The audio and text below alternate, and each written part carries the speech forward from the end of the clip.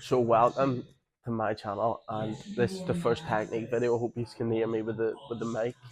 The first thing we're going to be covering is cage control, and I'm just going to give my experience and knowledge on cage control. Going forward, cutting the opponent off, coming back and readjusting. We're going to use it this side of the cage just so you can see. So in my head, I always go for center of the cage. I think this is an old boxing thing. In boxing, I was just a fighter that would walk forward, and I always would have stayed in the center or either chase someone.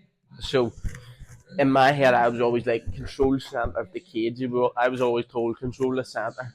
So even in MMA, that's what I'm thinking is control the center.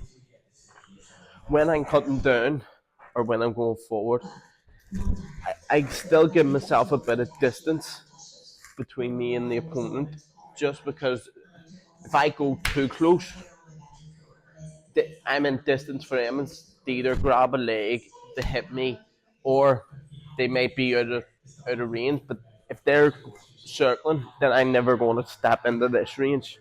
It gives Emmons all this to go into, all this space to go into. Beautifully in the past.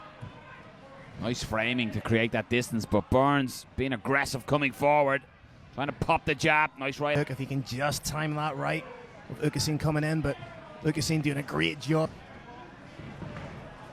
Yeah, you can see he wants to. If I'm closing someone down, I always give myself this wee bit of space to either back off or readjust. If they start to circle, I come back and I just realign myself with the center of each cage.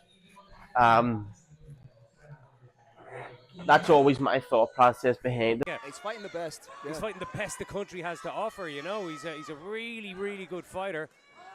And Kieran made his amateur debut this year, April 2023, but does have an extensive K1 and Muay Thai background. So we're in for an exciting one, yeah. Tell you what, how calm is Cormac? That's what I was saying to you just as he walked in, just pacing back and forth. Almost like he's unlocked a different level. Yeah. That would be number one for me on cage control, is keeping that distance and always being ready to come back and readjust yourself into the center of the cage. Now, there's a couple of things that was a downfall to when you go forward so much. One of the biggest things was it meant my game on the back foot on the outside just wasn't up to scratch, and that was where I had to get better. So there's pros and cons to everything. Walking forward